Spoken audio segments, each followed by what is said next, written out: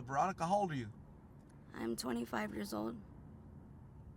Veronica, how long have you been lost in Phoenix? For about 10 years. No, maybe 4. 4 or 10. I have a mixture. I have 2 beliefs, but I know maybe the realest one maybe 4. 4 to 5. So 4 or 5 years ago, what happened in your life to cause you to come out here? My mother died when I was 18 years old, and I just had to be forced to parent myself, to roam the streets and like kind of just get over it. And then that's when I just started sleeping at bus stops, becoming homeless, and realizing things as I go on my walk and further myself out and be welcome into people's homes. You don't have a father, siblings, any other family that could have took you in? I did, but my grandmother owned a storage, and she was always at her storage because she was always moving out of the same Section 8 apartment. They kept kicking her out, and she kept moving back, but in a different apartment, which I never knew about because she moved right back into the same apartment instead of moving to a different one, which I was lied to, is what I'm trying to say. So she didn't really move into a different apartment. That was my Thea doing that. So she lied about a different incident with a different person, which was her daughter, which confused me. So she was lying to me. The person and the body she was lying to was me, but that's what was happening with them, just them.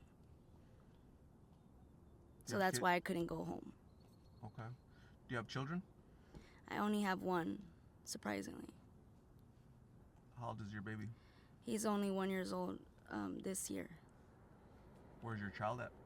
CPS took him because he had breathing problems from methamphetamine that I was doing while I was on the streets. Sleeping at bus stops and in and out of people's apartments and houses, tents and whatever. Did you go to high school? I did go to high school. I made it to 11th grade. What school did you go to? I dropped out of 11th grade because I was in a shelter. And I wanted to be in a shelter more than going to school, because I felt like very entertained there, so that wasn't allowed, but I wanted to be at home more secretly, which wasn't allowed at all. So that means I was hiding and staying at home at a shelter instead of going to school. I wasn't making it the full 3 hours, which I should have had 40 hours a week. Instead, I was staying home, which I wasn't supposed to be at home at a shelter like that. Which they don't have you stay in a shelter like that all the time, every hour like that. They would have to have you within 20 hours a day. You have to serve some time at somewhere else within those 24 hours a day. So that means you have to be somewhere else in your day. And you only get 24 hours a day. Veronica, you've been through a lot of stuff in your young years, huh? Yes. You've seen a lot, been through a lot? Yes, I have, and I slept a lot too during those times. You've been asleep a lot? I was sleeping a lot during those shelter times instead of going to school. Like I said. Was that your way to avoid? I was supposed to at least have 15 hours of school time. Instead, I was at home sleeping at the shelter. Okay. Saying that I was entertained or something, but I was really just asleep.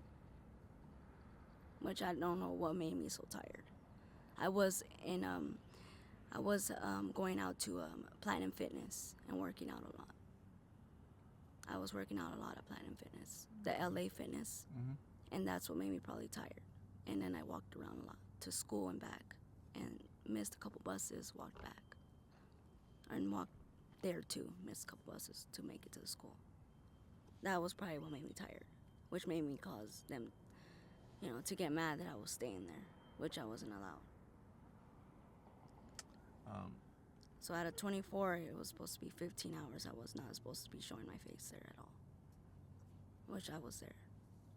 You're doing blues and G? When I hit 18 and 19, yes, I started doing blues and G. But I started doing G first. I didn't know what blues were until I was in my 20s.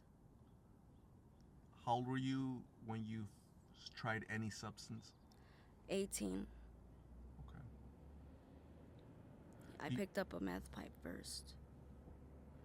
Do you ever see a future where you're off the streets, working, have a house, like a normal life? Um, I have visions that I would like to be there, yeah, because that's where my body sets at ease, where it's not sick and dying somewhere. Because if it wasn't there, it'd be sick and dying, is what I put in my head. Have you ever had a job? I've had a job at El Pollo Loco first. That was your first job? Yes. Then I had an ice job next. Where I Ice? bagged ice. Baggy nice? Yeah, at the ice place, the iceware. Wow. Because my body was overheating. Your body was overheating, so you worked at an ice place? Hmm. Okay. So I had to become friendly with somebody's mother for that. Somebody's mother? I worked my way in on being like friendly, and friendly means friendly. Then meeting a mother and whatnot, but she didn't know all that. Getting to know a boy, dating him, having sex with him, meeting his grandmother, and then she eventually invited me to her job. And we were fighting law. He wasn't there for a purpose, so that I could end up, seeing what the job was looking like, which was not okay because that's not proper. Right. You're not supposed to be somewhere you're not a part of, because you're just there, as you're taking notice of things yet you're not even supposed to be at, like getting evidence on your hand. How do you stay safe out here? I try to stay where family and friends are. I put in my own head that I'm my own security guard, like like my own self, like a dog. I like to call myself a dog, so that I can get like my own notification that I have to fight, like the way a dog would. Instead of bark, it's fight. 30 minutes ago, I saw you surrounded by 5 men. Mm. Don't you feel unsafe at times, surrounded by men, and you're very petite, you're small out here by yourself? Okay, you could think of yourself as a dog, but there's 5 men that could take advantage of you. Do you ever think that you could put yourself in danger? Yeah, and those times I'm shaking, obviously, yeah. I feel that I'm at my lowest right there. I feel like I'm at the end. Is when I'm on that kind of stage. It's just there's different kinds, but that one's like one of the worst. What's it gonna take for you to get out of here and go to detox, go to treatment? I just did all that. You did it. I just did that, and they didn't want to help me get into a shelter. They're just taking my vitals, which when they feel like, oh, you don't need that, they treat you like that. That's what I was told. Okay. And they were like saying yeah and agreeing to. Basically saying, yeah, that's what we do. They agreed. They pretty much said, yeah, we don't think she needs it. So they weren't helping me get anywhere else. They're just checking vitals, which I don't need nobody checking my heart like that. Okay. Are you panhandling? Are you doing dates? I am mostly panhandling. I won't do a date unless it's safe, unless my body is clean. Okay. Which means I would have to shower and stuff. I have not showered yet. Okay. All that stuff is just so It's dangerous. been a long time since I showered. How long? Probably almost a month. Do you go to like shelters to shower? Or where? I get help from people, and then I go to like hotels, or I shower at like places like CBI or something. Maybe that's probably why they won't help me. Okay. But CBI has showers, but see, they didn't offer a shower. They didn't? No. Do you think they're mad at you, or what? They were mad at you, or? Probably because I'm already taking help other places that are just like it. Okay. What does your future look like?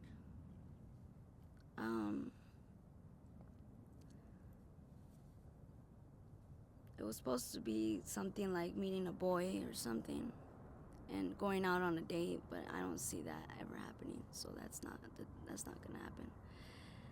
What it looks like right now is I'm pretty much waiting for a family member or somebody to make a call so that I could have them come pick me up, because I know that we all have phones. Do you want to speak directly to your family? If they watch this video, do you want to tell them something? Yeah, What do you want to tell them? that I love them and I wish I could be there for them. If they reach out to me wanting to help you, you want me to tell them where you're at and where to come pick you up at, or they could reach out to me and I can verify. You're gonna give me like personal information that only your family would know, so that what happens is I'll get random knuckleheads. Hey, that's my niece. My name is John. You know, can you tell me where she's at so I can go help her, quote unquote? Yeah. But you don't know a John. This guy Right. just, because he wants to come and harm you or take Sure. you or whatever. So I don't disclose locations unless, again, you're gonna tell me like personal information only your Which I family can know. figured that, but I try not to look at it as like that, 'cause that's the part that I don't like to tell nobody, because I don't want them knowing that. Right. Yeah. Protect yourself at all costs. Your safety first matters more than anything. Because my mother taught me something about this part, so she told me never to say nothing about this. Okay. Veronica, it was really nice meeting you. It's unfortunate that you're out here lost in this world. It's really unfortunate because you should be doing something else, working, raising a family. That boy you're talking about, a relationship, a healthy relationship. It's not a transaction relationship, it's a healthy relationship based off of emotion and respect. So maybe that's down the line, okay? But you really should work on yourself, getting sober, staying clean. And that boy, he's out there, he's looking for you. But you have to look for yourself and find yourself first, okay? True that, yeah. Right? Yeah. So I'm gonna say thank you very much for talking to me. I'm gonna give you my card with my number on it so you can call me if you ever need to write a treatment or somebody to talk to. I'm gonna give you some water. I'm gonna go get you some food, okay? Stay safe. God bless. I'll see you soon. Thank you.